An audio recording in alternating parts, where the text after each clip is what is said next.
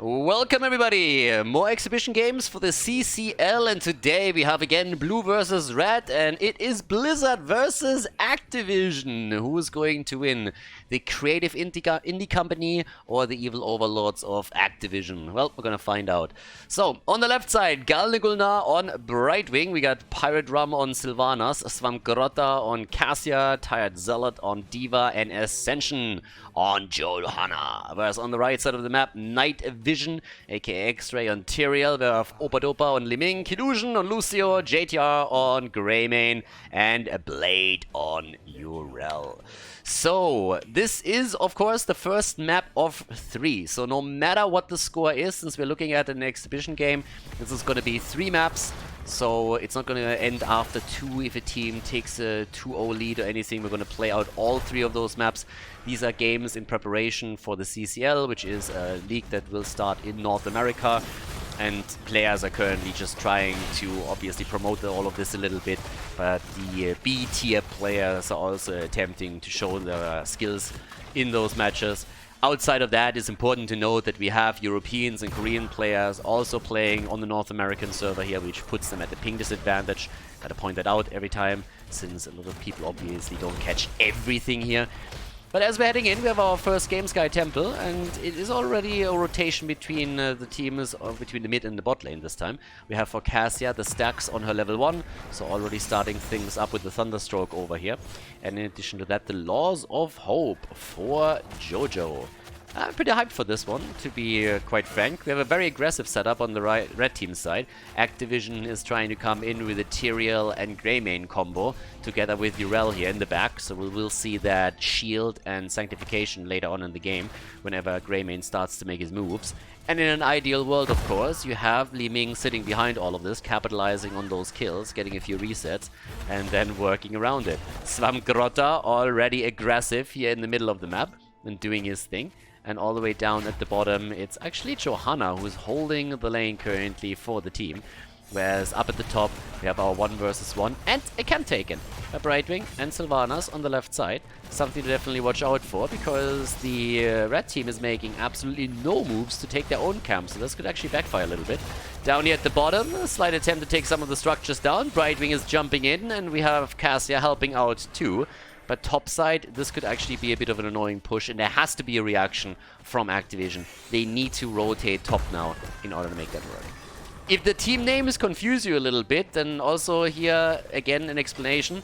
This is one of those setups where the teams are drafted. So these are not 5-mans that have played together for a long time. These are literally drafted just simply for these exhibition matches here.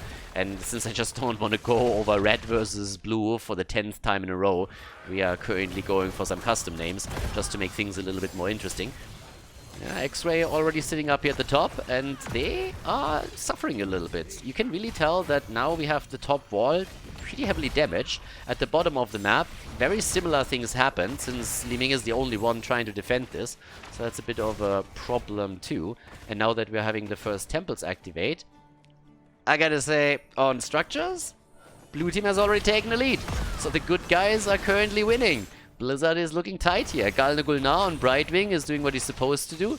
He's playing the global at the bottom of the map so that he can jump in whenever needed, and that's the case at the top lane. Has to help out Ascension and keep him alive, which is exactly what they're doing right now. In the middle of the map, Swamgrota is poking out against the wolf, but Cassia needs to be very careful. Kilusion comes in, wants to boop him back. No problem for him, but there's the blind. Nice reaction from Swamgrota. Has to retreat now, but of course up at the top, they still can trade for that second temple. So shots are fired on both sides now, and at the bottom of the map, we have the Tired Zealot zealously going up against the opponent's minions, giving them the early level 7, which immediately gives us the Festering Wounds over here. Also the Surge of Light after the Plate of the Whale was picked on level 4 for Cassia. And the stacks continue, sitting at 20 right now, trying to poke out X-Ray a little bit. At the top, the red team has taken over, so just continuous trades in shots here. But definitely more damage being done right now in general by the blue team, thanks to the lead that they took early on structures. So that's exactly what they did. Li Ming is currently looking for additional experience at the bottom. They don't want to lose out on that. Means, of course, that that hero is still missing when it comes to damage output. And at this point, we have topside Ascension getting poked out quite a lot, actually. There's a lot of blinds available, by the way, for Team Blizzard. So the blue team, they have a couple of tools that they can use against Greymane as those fights continue. Not to forget about the Polymorph. Polymorph is also going to be super important. We have Calamity on level 7 now. After on level 1, even the Ether Walk was chosen by Liming. And of course, once the Delusionist is online on level 13, you're gonna really just unpack that build completely. Ascension again getting attacked here, and this time he might finally fall and get... Oh, nice! There's the kill. Well done. First blood in. Cassia also down.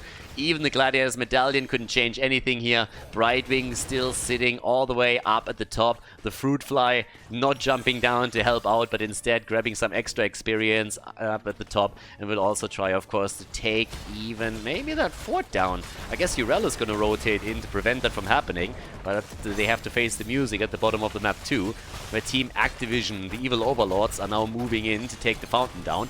And that's pretty important. If you can take the fountain down before the second objective spawns at the bottom of the map, it will give you an advantage over your opponent.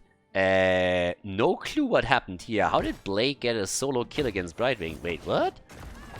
I mean, I'm not really a Fruit Fly fan, but that should have never happened there. Wow. I have no idea how Urel gets a solo kill against Brightwing, but that seems like Gulna was not really paying attention to what was going on there. So that's a bit of a strange one. Quite weird. Level 10 abilities are now ready for both of the teams. And Brightwing has so far not made a choice. I hope that we're going to see the Blink heal come in. That's down. Yep, there it is. Down at the bottom of the map. That's where the temple is now spawning. And this is exactly the dire situation that we're going to be talking about. So let's see what they can do with that. Jump is already coming in. Swamgrota and Ascension are still trying to defend, but that fort already gets poked out. Top side, Urel is still sitting tight. And down here, they're starting to take over. Bullet is, by the way, out for Greymane, so we got the bullet for him. We got the missiles on the side of D.Va. And now that Urel is moving in too, it's still 0 kills against 3 in favor of Team Activision. And let's see what they can do here. Oh, the bullet hits hard! Jojo!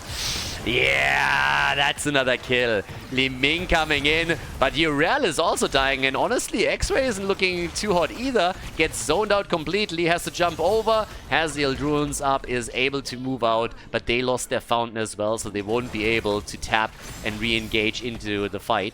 So that's a bit of a problem for them now. Swamgota gets pushed out now. We still have 2 heroes sitting in the middle of the map for the blue team.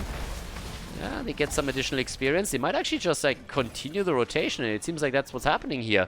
We have Tired Zealot, aka Monkey, currently moving towards the top, and they could put additional pressure onto the fort and take it down eventually. At the bottom of the map, they would of course lose theirs, which pretty much means trade. But let's see if it comes to that. Urel is attempting to help out at the top, but with Sylvanas just disabling the fort, there's no way that Urel can hold that. So, fort goes down. Blue team has even taken over the control of the bottom temple for just a few seconds. And, well, we got Li Ming moving in now. Oh, Blessed Shield comes out. They feel good, and they go for it. But the Sanctification to turn it around. The bullet is hitting Johanna once again. Trying to move out here. Brightwing trying to keep them alive. And Blink heals out. Greymane is low. Tyrael is dead. Here comes the D.Va flank. That's 1 down, 2 down.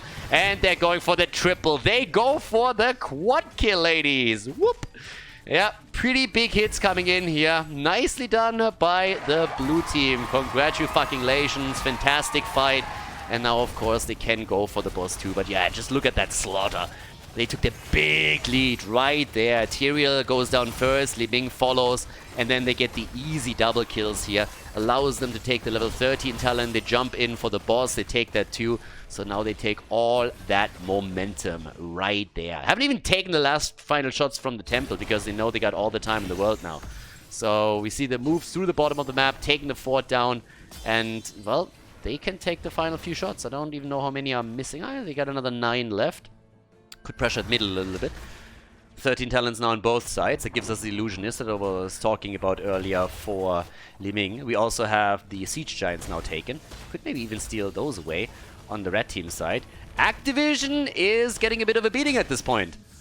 Me likey. So, the boss has taken down the fort. And things are looking really, really good for Team Blizzard. Now, the one thing about Sky Temple is that very often when you see a game that starts to slowly snowball in favor of one team, what's happening in the late game is that the team that is behind has to make a choice about trying to YOLO into a boss fight. Now, obviously, this one is going to pop up in another 4 minutes, but once that we're heading towards level 20, if the blue team can maintain the level advantage that they have over their opponent, Team Activision will have to make a choice if around level 19, 19 and a half, they want to try and YOLO the boss and force a fight, or if they just simply wait for the opponent to hit 20, when then most likely will have to give the boss up. That's oftentimes what Sky Temple comes down to, and you are kind of forced into a bad fight at the end of the game if you end up in that scenario. But now that the red team has lost out on structures and lost out on experience, things are looking pretty rough. So once that the boss respawns, there's a very good chance that Team Activision will try and go for the boss and force a fight around it, just so they get a fight without a talent advantage on the other side. For now, they're doing a very similar thing. They're trying to force the battle before level 16 is ready for the Team Blizzard. And, well, with that, we have the Blessed Shield at least baited out. So Jojo was forced to use that to make sure that nobody could follow up on it. But it wasn't really a successful battle for Team Activision. And now that the 16 talent is here, it's unlikely that the red team is going to look for these fights again. Yeah, with the level 16 talent, we got the Power Strike also for Cassia. Yeah, we have also 55 stacks for her by now, so that's a solid damage output. Temple is activating up at the top and at the bottom of the map. Even if it's a 1-for-1 Temple trade, what are you going to do with that? The problem will still remain that the blue team is going to be ahead. And now that all the forts have already been destroyed on Team Activision's side, we're going to see the keeps attacked pretty soon. And that will put more and more momentum into the hands of Team Blizzard.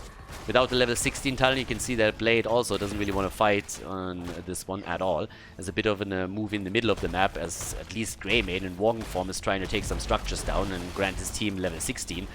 They have taken a few of the shots at the bottom of the map before X-Ray took over with Tyrael, but the shots are being fired up at the top, and those walls are destroyed as we speak, with the rest of the team moving in to push this even further. So the situation is really good for Team Blizzard. They're looking fantastic here. Damage output is on 38k for Cassia. Yeah, Blessed Shield is out, and that could be a kill. Great ult from Lucio, but it's not enough to save Greymane. And Lucio alone has to be careful too, because that could have easily been a follow-up kill here against him. Now, not all of the shots have been taken topside. They are actually letting a couple of them slide. Boss is up in another 1 minute and 30. And... no! Oh my god! Swamgrota, he had the right idea here, but that Lightning Fury, wow. That was frame perfect pretty much. If he blinked there for just a moment, that could have been a kill. That was incredible. Now 18 versus 17, still a level lead. Bit of a move into the middle from our trio here, trying to put Night Vision, aka X-Ray, under more and more pressure, and maybe get also some damage in on the setup in the middle on those towers and the gate. But the boss will be up soon. And again, as I said, once that the boss is up, you will see the blue team pretty far ahead towards level 20. And then Team Activision has to make that decision. They have to decide whether they want to go for a fight on the boss, yes or no. Because it's the only fight that they can really force. As you can see, that they're looking for fights. They're trying to get them. But why would the blue team take them? The blue team is just moving away. Unless they have a numeric advantage or a talent lead, there's no reason for them to fight. They're leading on all fronts. They're leading on structures. They're pushing the top side right now. They're actually going for the keep here. And the red team is desperate. They're trying to force these fights right now. They're going to gank up on Johanna. They might even get the kill here. But honestly, it doesn't mean a lot because, well, that Johanna kill comes at a cost. And the keep at the top side is the price. So with the keep gone, that's totally worth it. But now they have to make a move for the boss any second. I mean, this is the only chance that you get to take the boss. What happens if they don't take the boss? If they don't take the boss, what's going to happen is Jojo comes back, the blue team hits 20, and then they can go for a boss fight. And if the red team tries to contest it, they have to face off against an opponent that is just way ahead of them. So right now, this is their only chance to remove the boss as a tool for the blue team to win the game. And that puts it, of course, on a big cooldown again. It's not so much about trying to end the game with the boss, but having that 5-minute cooldown here means that you will end up with level 20 versus level 20 fights. And that's worth a lot for them right now. Because this little push at the bottom of the map is not going to go far. Why is that? because the blue team is about to take the level 20. And once that they have their Storm talent, the red team is not really going to engage into fights. Jojo will be back in a bit. Of course, try to escort it out as much as they can, take the wave down, but eventually they have to make a choice whether or not they really want to risk this. The keep is likely to fall though, because we're 14 minutes in and the boss is going straight for the keep, so they will get this one, but I don't think that they have any chance of actually ending the game.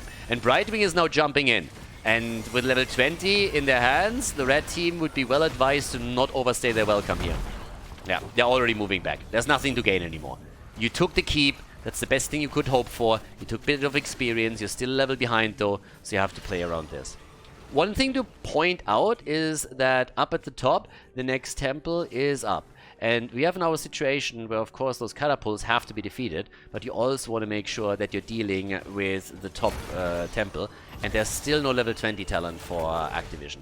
So it's going to be problematic. And guys, Opa taking down the catapults was highly important because those shields were nearly gone. But here come the shots into the middle. Temple is now claimed by the blue team, and they still hold on to that lead. With level 20 talents, we have first and foremost for Brightwing the upgrades, so the invisible friends are in. We also have the infinite lightning, the timing attack, and the radiating faith. And it's gonna be a nice 20 versus 20 battle once that this starts out. Because as much as the blue team is still slightly ahead on structures, in experience and kills, it's not really that big of a lead anymore. I love also how the red team is just like trying to pressure the bot lane right now. They're just saying, hey, we're gonna go for core. They can actually end.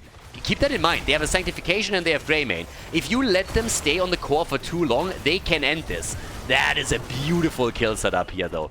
Nicely done. Really, really well played by the blue team. Good coordination for them, but they had to move back. The red team, they have the tools to end the game if you give them an opportunity, so you need to defend this. But look at this kill setup here. Yeah, they got caught here for just a moment, and then there's a beautiful blessed shield, and they just got stuck at the same place. The follow-up is there, the damage comes out, and now we have two heroes out of commission for another 37 seconds. And that, of course, gives more presence on the map to Team Blizzard, who can now use that to, well, could use that to take camps if there were any, but instead they're just going to try and take a few more structures down, because it will give them such a big lead when the objective is up once more.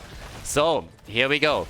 Taking the gate down, taking the fountain down. There's only 3 heroes to defend. No damage dealers either, so that makes things even worse. And they are easily moving for that keep. They have to be careful. If Blade dies, or anybody else for that matter, it would be at staggered death, and you can't really afford that. They don't even have to finish it off. Just getting it this low and going through the wall is already worth it. Because as you can imagine, once that the next objective pops up, it's going to be a fantastic setup for Team Blizzard. The keep in the middle is destroyed, only the fountain is still there. Top keep is also gone. The one at the bottom is the last building standing here, and this one is down to roughly 30-40% HP. So if you are able to take both of the temples, you pretty much end the game. If you are able to take only one of them, then the core will still lose a significant amount of hit points. It's 20 versus 20, and it's a 5-man on the map now. And a quick check at the boss tells us that it's still gone for another minute and 20. So definitely something to keep an eye on. And once that we are ready with that, teams will have to make sure that nobody is sneaking that in, because no matter who takes the boss, it would likely end the game. Now, Monkey at the top is starting to double check the temple. He is, of course, one of the heroes that has the easiest time to walk away from the opponent with D.Va. So they have to be careful with that. And keep in mind, the red team cannot trade temples with the blue team. They can't do that. They don't have enough structures for that anymore. The fountain is already gone, and as you can tell, this keep will soon also be gone. Here in the middle, we even have a few of those turrets still standing. So this is a pretty bad situation for Team Activision. They are trading right now. They can't do that. We have D.Va sitting at the top, and now the core is getting attacked, and we have catapults pushing in too, so it's not only the objective that starts to attack it, but it's more than that. At the bottom of the map, Swamgrota is already starting to move in. If he can help out a bit and maybe take out the next minion wave here, he could have scored catapults to the core. Up at the top, D.Va is rushing away, but here comes Cassia, forcing them back, making sure that they can't really just stay there. So 2 are currently defending as the ball of lightning. Brightwing helps out too. Shields are nearly gone. We still have the top side temple about to be taken by the blue team. So they are starting to get some serious damage onto that core. And the red team needs to defend here. Urel is down, has fallen up at the top. Shots are still being fired, and they're trying to go for counter kills at the bottom of the map. And Svampgrota nearly gets the kill against Li Ming, who just barely moves back, but that's 50 points. And up at the top, D.Va is taking a few more shots as we speak, and the rest of the team is now moving in as well. They're going for the Li Ming kill, which is an easy one to grab, and with 30 points left, there's just no doubt how this is going to end. Yep, they're going to take this one. 1-0 lead for Team Blizzard against Activision as they lock in the victory on Sky Temple. Nicely done, and a very disciplined approach, especially the late game here by the blue team.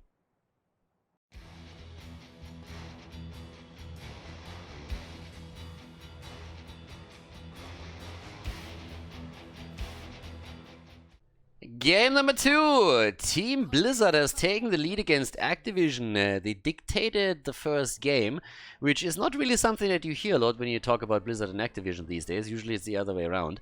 We got on the left side on Volskaya Foundry, Ascension on Blaze, Pirate Rum on Li Ming. We got Galna Gulnar on Anad, Hired Zealot aka Monkey on D.Va, and Svampgrota on Medivh.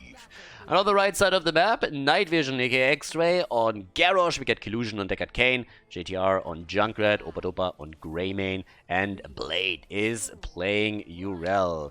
It's go time! Let's jump straight into the game here. And again, as usual guys, big shout out to all the supporters on Patreon. Thanks for helping to keep the esports coverage alive on the channel, especially of course in Heroes of the Storm here. And if you guys want to support the channel as well, feel free to head over to patreon.com/Khaldor and check it out there. Very much appreciated. And again, a big shout out to everybody who's already a supporter. So as we're heading into this, the one thing that's kind of noteworthy here is that we have a couple of anti-Medivh heroes who's always the linchpin, at least it feels like whenever there's a Medivh composition. And whenever we're talking about Medivh, Junkrat has to be mentioned. Oftentimes he gets banned when a team tries to pick Medivh. In this case, he made it through the draft, so JTR's job is going to be to set those mines up whenever he sees portals coming through, so that he can try and first of all prevent heroes from entering the portals, but also when there is an approach for the backline, let's say for Greymane or anybody else, that he's going to be ready to just disrupt that as much as he can. And this is also going to be the job, at least to an extent, of Deckard Cain with the Seal and of course Garrosh himself. So there's actually a lot that they can do with all of this, and it will be nice to know how much of an impact Medivh is going to have in this game. And that's exactly what we're going to check out here. So right now he's obviously going to attempt to stack his baseline. That's the first thing. Needs to be careful until he has those stacks together, and then after the 40 we're going to see him play probably a little bit more aggressive and put that shield out for the rest of the teammates more so than for himself. Whereas up to that point he needs to be a bit careful. They actually are starting to fight over the healing beacon over here. Turrets have already been taken after the 1 minute mark from both teams, but now that we have the final item up on the map, they're starting to make their play here. Ascension is falling a bit low and gets attacked heavily by Greymane. Yeah, the main tank Blaze nearly dying, and Opadopa with a nice cocktail attempt trying to get the final damage points connected. Did not work out for him, so we don't have a kill yet, but full force fight over that point. Still raging on. Level 4 talents are in, Trumferat in play, Ruby for Deckard Cain, and Urel steals the healing beacon. Nicely done. But yeah, as mentioned, Blaze is being played in a main tank role now. We have still D.Va on that side lane, so it's always kind of interesting to see that. Blaze obviously more so the bruiser than anything else. He's usually the second hero that's chosen by a team. Doesn't find himself a lot in a main tank position. Has been played a couple of times in that role, especially after Blizzard changed the jet propulsion and made sure that it's a bit more of a reliable stun. But even after that, I can probably count the times where Blaze has been played in that role on 1 or 2 hands. So not really a popular position for them, but playable. So you need to make sure that you get those stuns connected. Of course it offers also the bunker later on, and we'll see how that works out for them. But it's definitely one of the more odd choices here, and I'm kind of wondering a little bit if they were forced into this. The times that we've seen Blaze in the main tank role were either on Infernal Shrines or on this map. He obviously has a lot of sustainability that he can use to try and grab the objective with the help of the team. We have right now already the Arcane Rift with the baseline, and well, let's go. Also, just got some info, apparently quite a few tanks were banned in this game, so that explains Blaze in that role.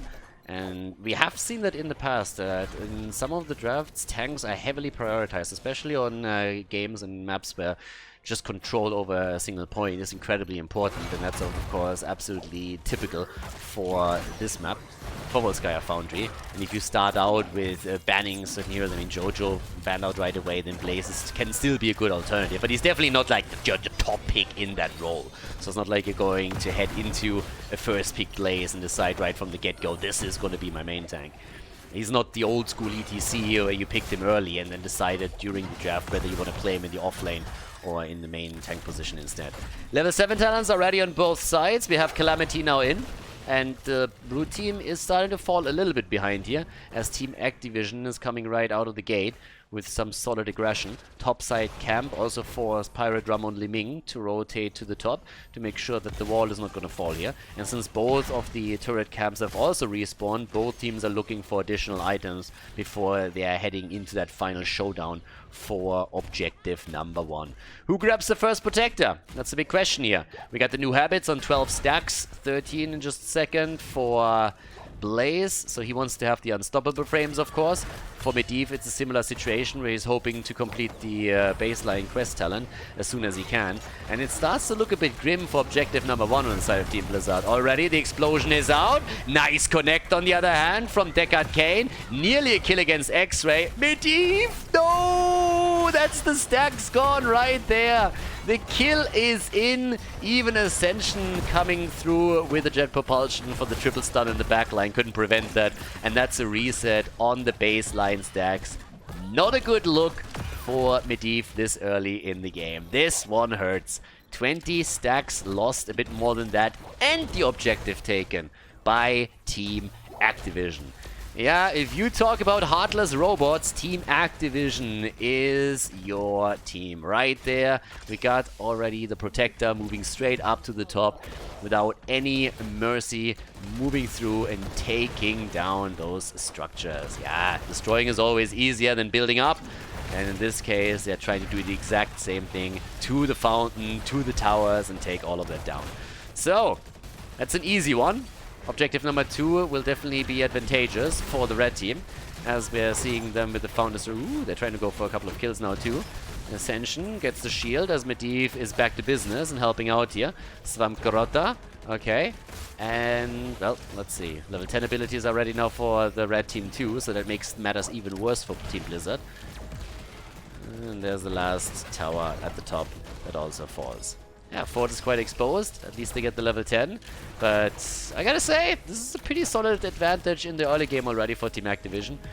In experience, not really that crazy. Ooh, ley line set up. Okay, they really want to go for the fight apparently. It's gonna be a 4 versus 4, at least for now. The old man comes in. Nano boost. Li Ming. The flip. And the move out. Ooh. Wow. Li Ming is alive. What? What the hell? That bunker was hype. Nicely done. Clutch escape. We're actually going to take another look at this one. That was kind of crazy. I mean, look how they're trying to go for Li Ming. They flip in first, trying to get the kill here, and then really locking her down just as she's about to enter the bunker, and she barely makes it through as the rip tire connects. That could have been a kill, but we're still looking at a single death in this game. Not too bad. But that was a bit insane. Honestly, I thought she would die. I mean, almost multiple times there I was like, okay, now she's gonna die. Well, she survived somehow, but now she's gonna fall. And they actually kept her alive.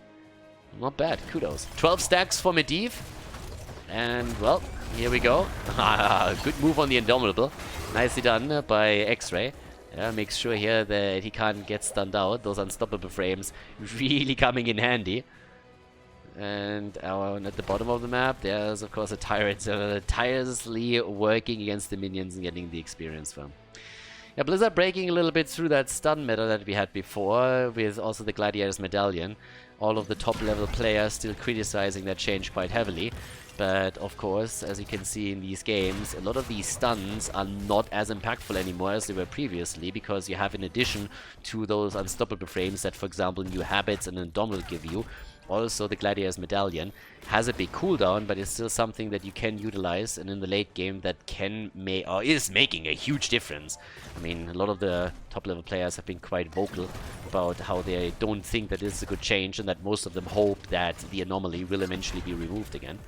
Level 13 will soon kick in. That means that the objective is also about to spawn.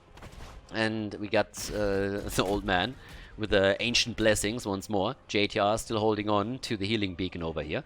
And up towards the top, the talent is now also grabbed by the red team.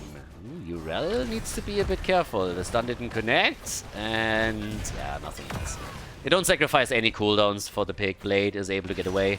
Riding the pleb horse here on the North American server. Has of course a few more tools and things in his collection on his European main account, but not so much over here.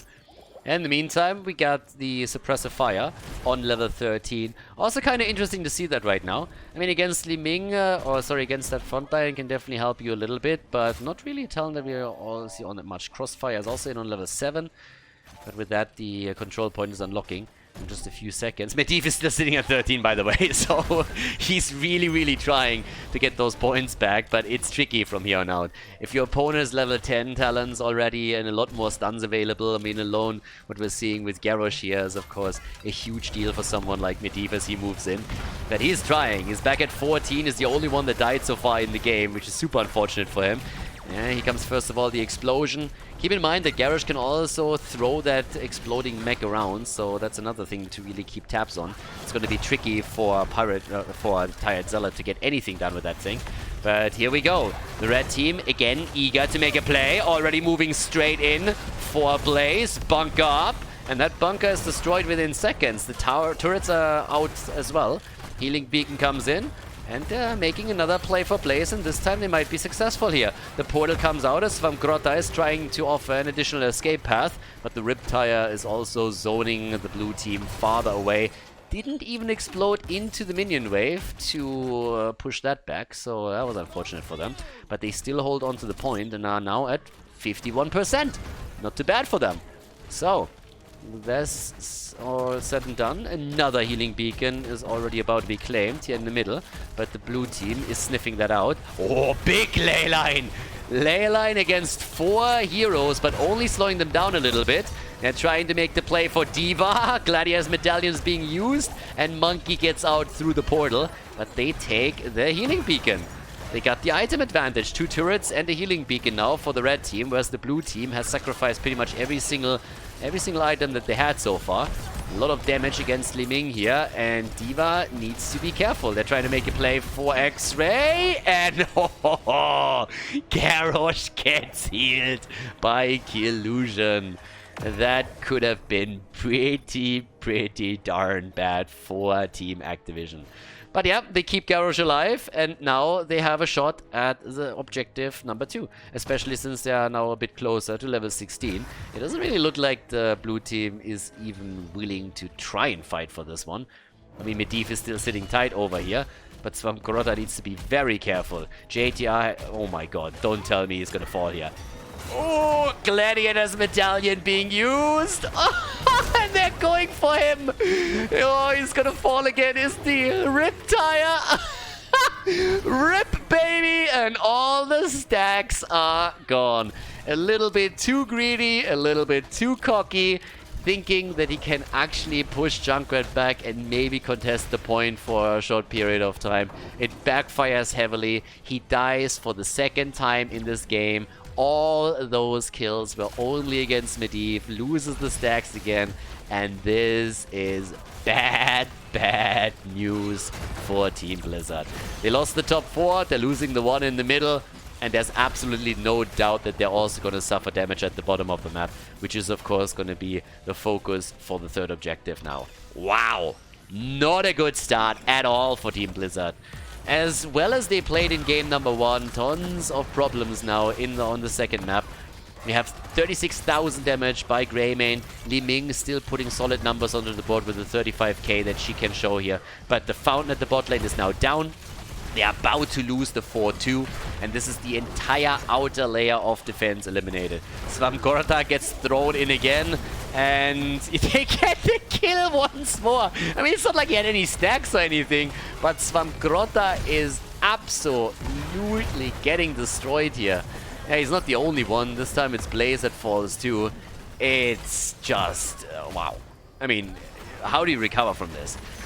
They're getting an ass-kicking, a first-rate ass-kicking over here. I mean, if this continues in the same way for the foreseeable future, then I think Team Blizzard has to play the next game standing because, yeah, maybe a little bit aloe vera for all of those burns could soothe the pain a little bit.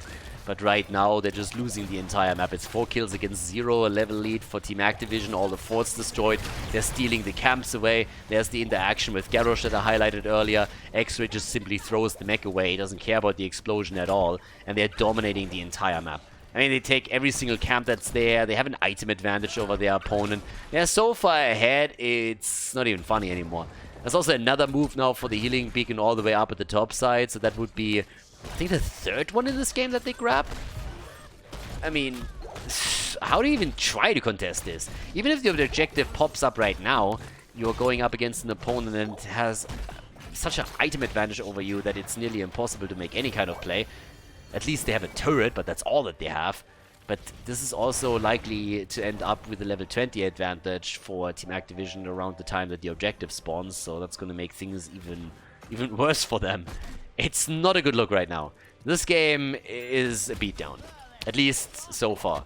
Now, to be fair, if Team Blizzard is able to set up a good fight with a nano-boosted Li Ming that gets resets, that can change things.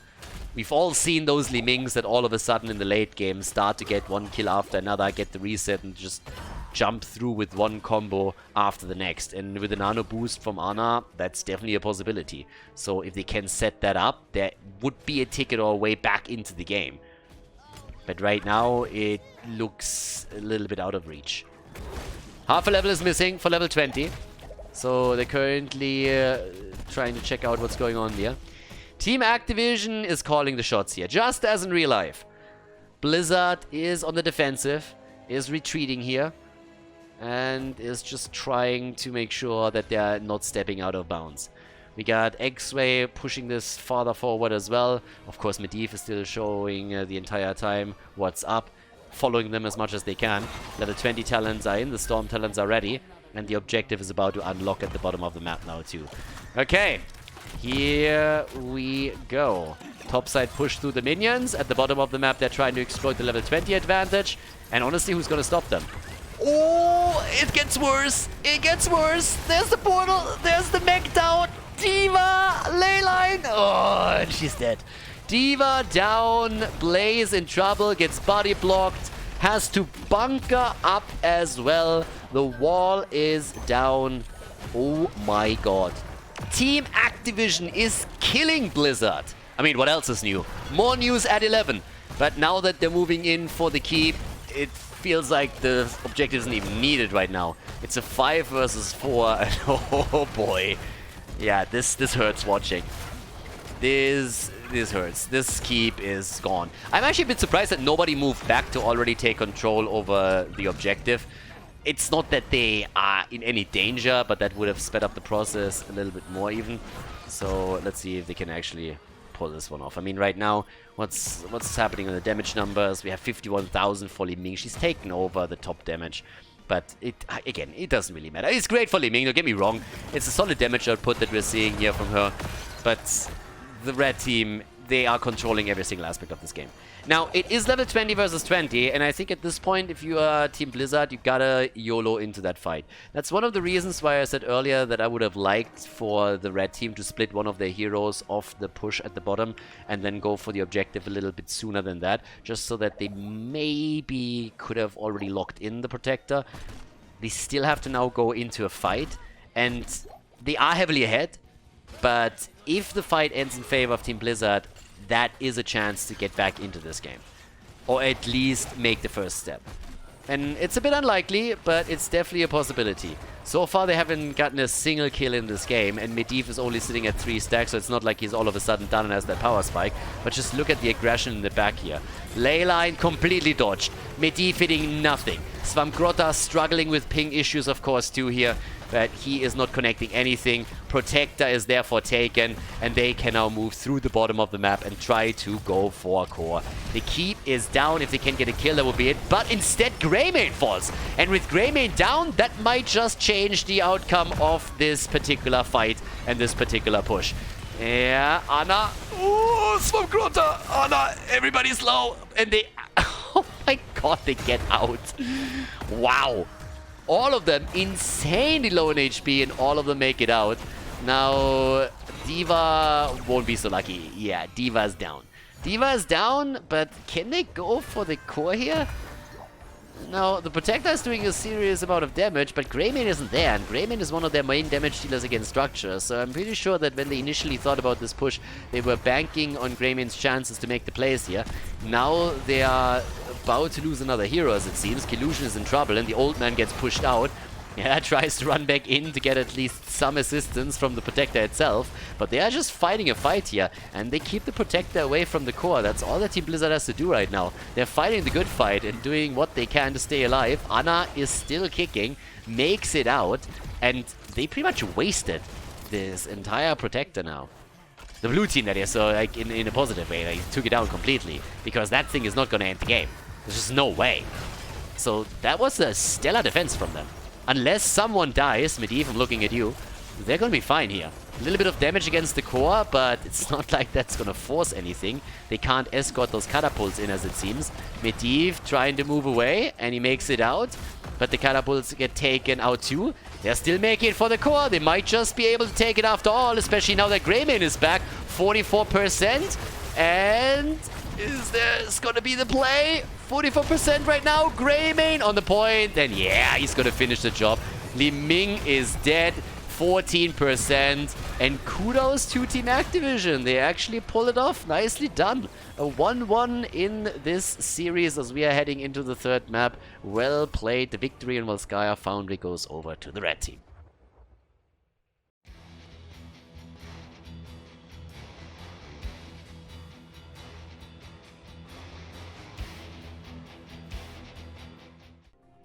Game number 3, Team Activision going up against Team Blizzard. And, well, ladies and gentlemen, we have an interesting one on our hands. And one of the reasons is that we actually have Monkey on Samuro. On the left side, Ascension on ETC, here on Tomb of the Spider Queen. Galnagulnar on Anduin.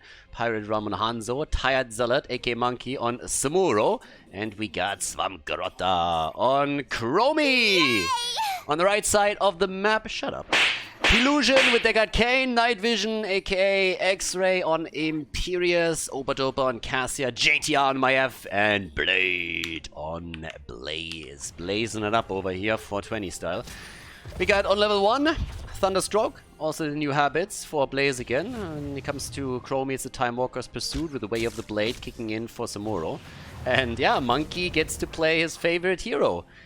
He is the one that actually led to Samuro being played in HGC for a week, which is kind of funny. But what Aether Angel back then was actually talking about it and saying that he was inspired by Monkey and that it was just so absolutely incredibly annoying to go up against Monkey Samuro in Storm League that they started to incorporate the pick in their own games a little bit and had success with it. Now, it didn't really last very long because teams picked up quite quickly how to counter all of that. But for 1 week, the hero was quite popular and actually had some decent success too. So we have Blade already getting pushed out a little bit in the middle of the map. Still some action going on as we see that happening here with level 1 Impaling Light. We got the Sapphire in, and yeah, kind of hyped for this one. We got the ETC set up with Samuro, so it's a bit of a... The draft is a bit out there. It's not what you necessarily would expect. It's also not necessarily the map where you see the most Samuro action. Of course, Samuro is also thriving on maps that are a little bit bigger than this, but he can still be quite powerful here in the right hands, and who better than the OG? So let's see what Monkey can actually pull off with this one.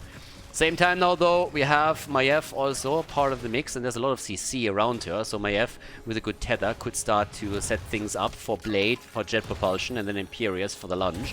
And they're already starting to force these fights at the bottom of the map. Svamgrota moving out, We already have some Gladiators medallion cooldown burned at this point, and the red team takes over the Siege Giants. Nicely done by them. That was an important one. Galnagulnar up at the top, on Anduin rushing away from the fight here, and down to the bottom of the map.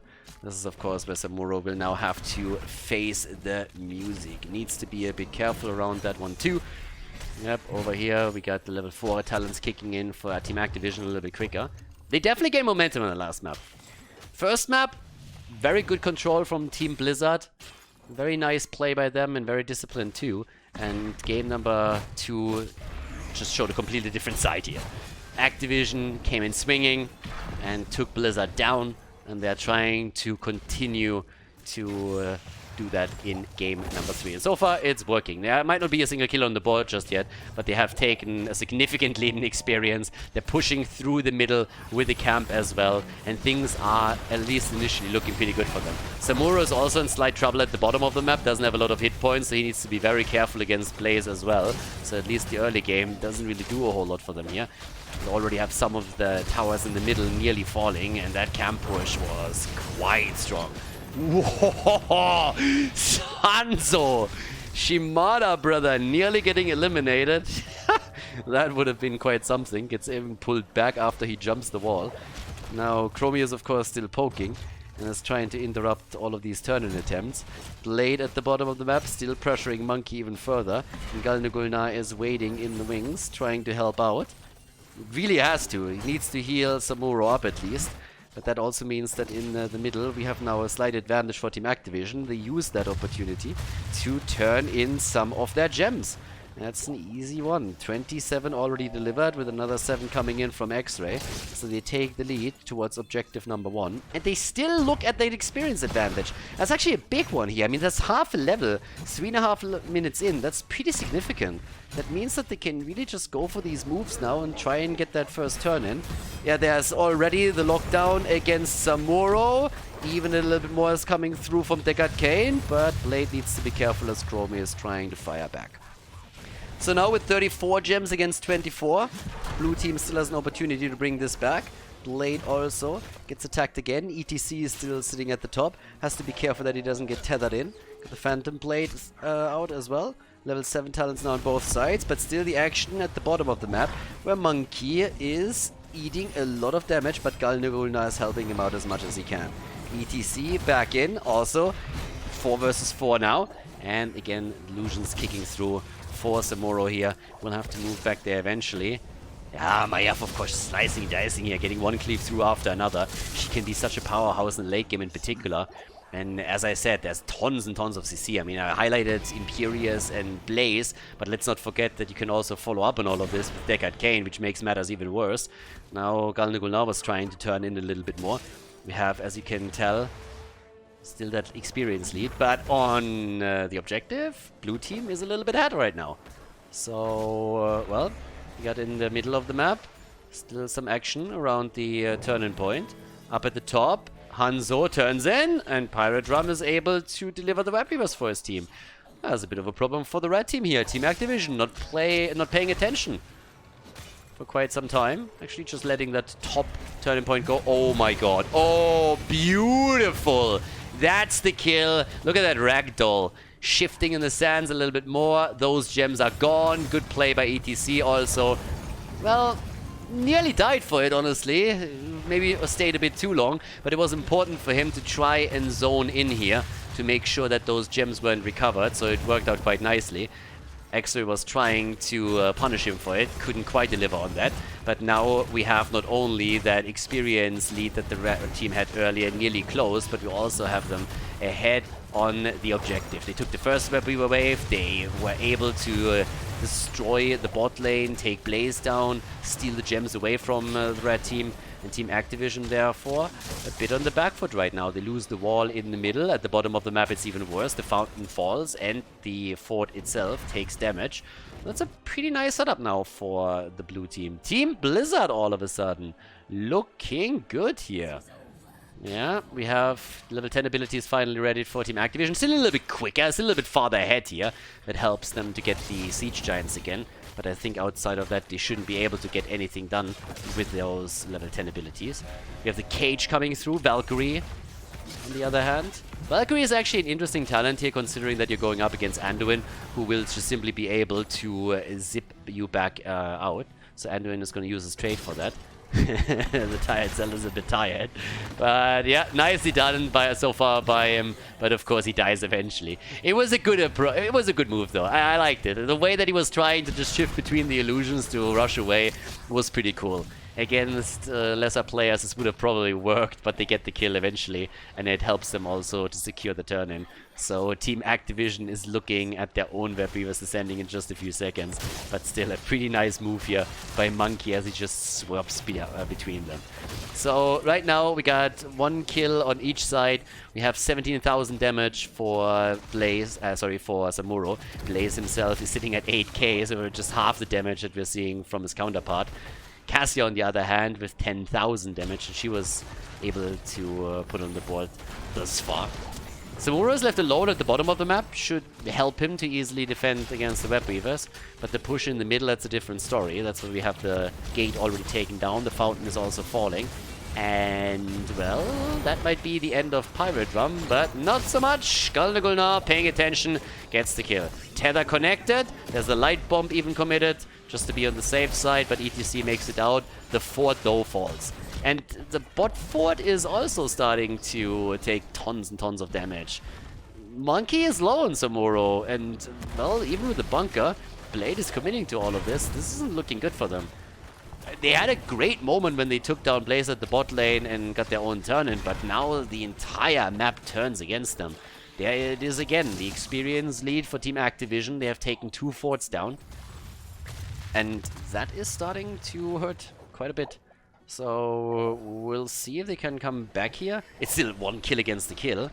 On gems, the blue team is still ahead, but losing 2 forts with that first turn-in, that definitely hurts. Hurts a lot, honestly. So now they need to try and turn in again. Blue team should try and do that before the opponent hits 13, or they will have to give up the middle of the map and those turn-in points. Yeah, good approach against X-Ray, but JTR is already in the back and wreaks havoc. Nicely done by him. 66 gems in their hands, they're trying to turn in, and well, there we go. That's ooh, he actually cancelled. Was trying to cover for the rest of the team, and all of them had to abandon the approach. So now we have still 0 gems turned in by either team, and the level 13 talents are now ready for Team Activision. Maiev still rushing away from this one, but yeah, that could be the end of maybe Killusion. Monkey! Yeah, going ham for these kills, really starting to be aggressive with the Samuro plays, but they are still trailing behind. And the red team takes that as an opportunity to deliver their own gems, and nobody's interrupting them and even trying to. So that's another web weaver wave for Team Activision, and therefore a very good chance to not only take down the last remaining fort at the top lane, but maybe even pressure through one of those walls and put damage onto the keeps. And, well, if you lose every single fort and fountain, then it's so much harder for you to maintain control over the turn-in points in the middle. Especially since the red team still has all of that standing. They still have their fountain in the middle and the top. So that would allow them to always retap when we have these fights. Big arrow miss also now coming in. It doesn't get any better. Adding insult to injury at this point. We currently have Ascension with the 24 gems sitting at the front line. He's not going to be happy about this. Just imagine if he falls and if they get kills against Chromie or Hanzo. That would take so many gems away from Team Blizzard as well. And those are their ticket back into this game. So that's a problem. There's still a defense in at the bot lane. And so far, I gotta admit that Team Blizzard is actually pretty well on the defense here. I'm kind of amazed that not even the top fort has fallen. So they're playing it incredibly close to home. Very, very safe, and they didn't lose anything really. I mean, they might now still lose that fort, and you would hope for the red team that they at least have something that they're going to get out of this. But generally speaking, that was pretty well done. That was pretty well executed. Didn't lose a single hero, didn't lose any gems, and they didn't lose any significant structures. It's kind of interesting also that we're 11 minutes in and we still haven't seen more than 2 kills. 1 kill each side, that's all. You look at the damage numbers, somewhere on 25,000, Cassia on 17k. But of course now the turn-in opportunity for the blue team. For a little bit longer, because we are playing the exact same game that we played a few minutes ago. It's half a level until the next talent hits for Team Activision. And if they can stall the blue team out until then, they have a very good shot at denying the turn-in even further.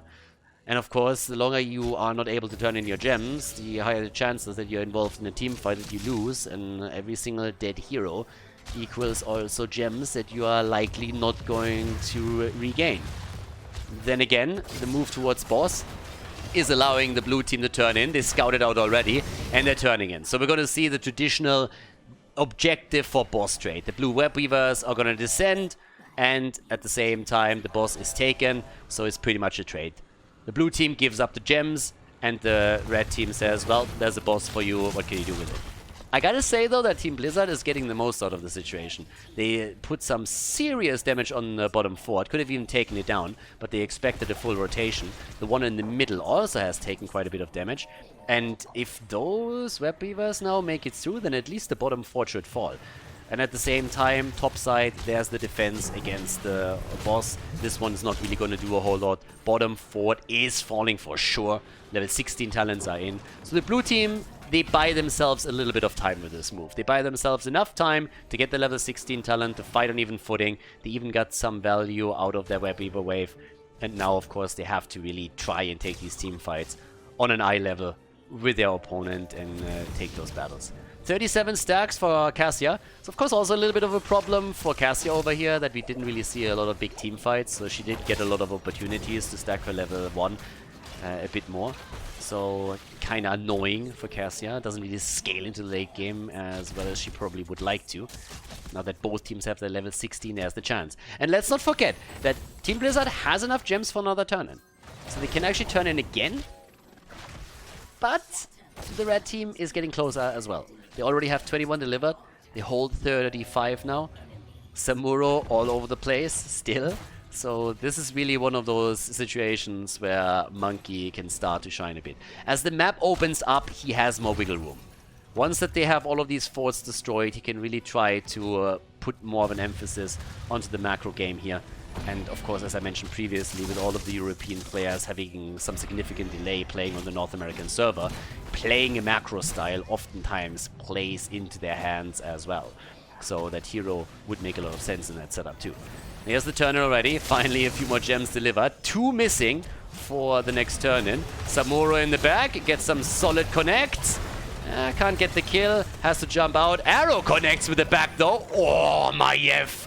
They are saving her. And talking about saving, Anduin coming in with the trade as ETC is in trouble. Slide and jet propulsion. They miss each other like ships in the night. But that creates a lot of space. And that allows Monkey to turn in. The web weavers once again descending. And that is the opportunity to close the experience gap, to take some structures down. And maybe, just maybe also, finally take a few more kills for Team Blizzard. Yeah, it's a showdown on the final map here. Monkey at the bottom of the map though. He's in trouble already. Trying to rush away. Has copies everywhere. Gladiator's medallion is being used. And he's dead. Okay.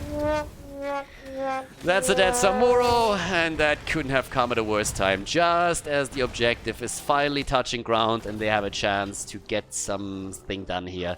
He dies, and that is a 4 versus 5 on the map. Big advantage for Team Activision. Once again, they can shut this particular setup. Oh, maybe a kill, counter kill.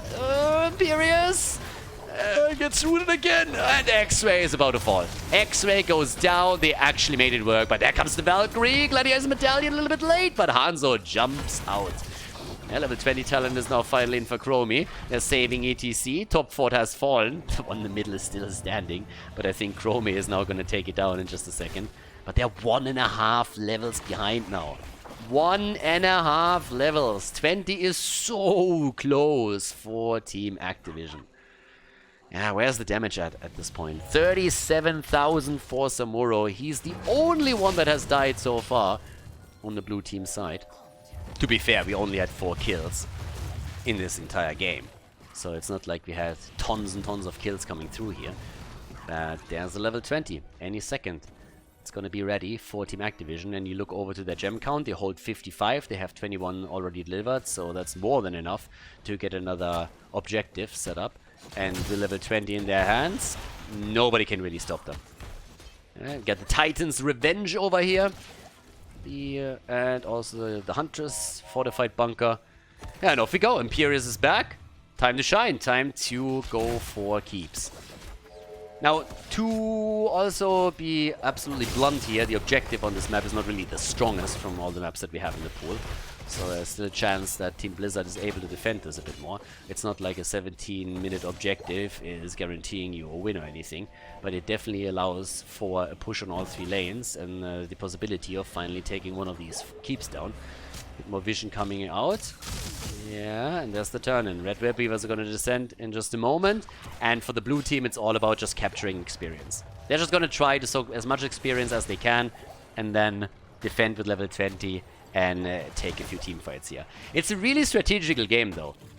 I mean, generally speaking, it might... I mean, we've seen mistakes, don't get me wrong. But just like the playstyle and the caution that the teams are displaying reminds me a little bit of the HGC era, where a lot of the games were really all that kill heavy and was more so the tactical approach that he took in the game.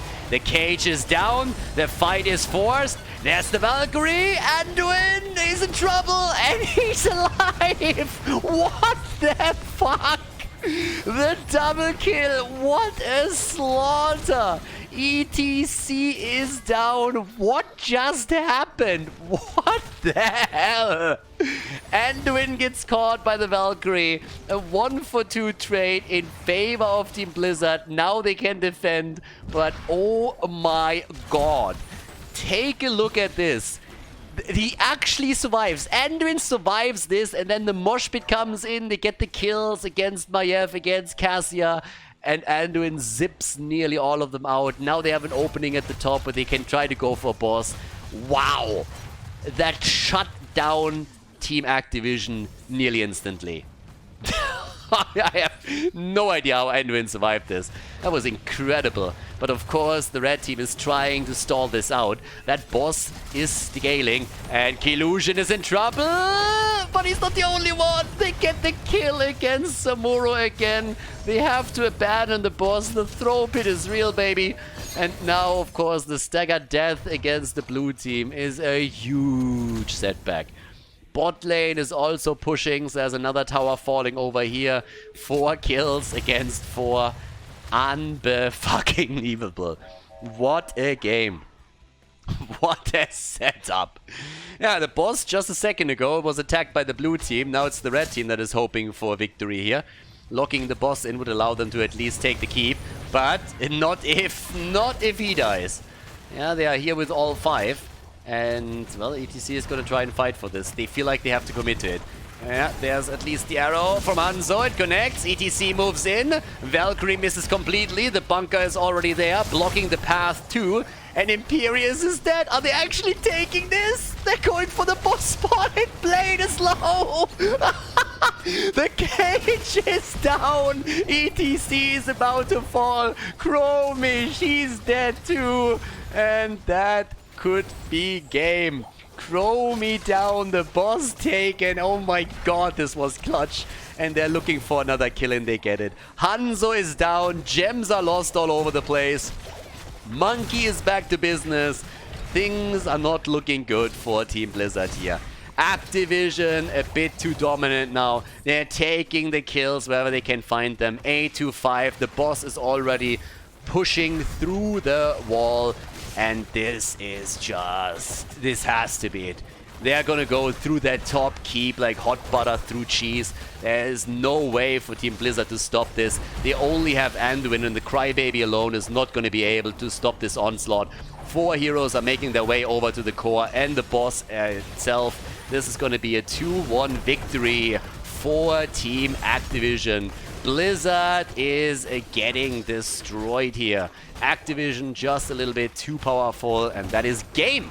a victory on Tomb of the Spider Queen and a 2-1 win in this exhibition match. GG and well done.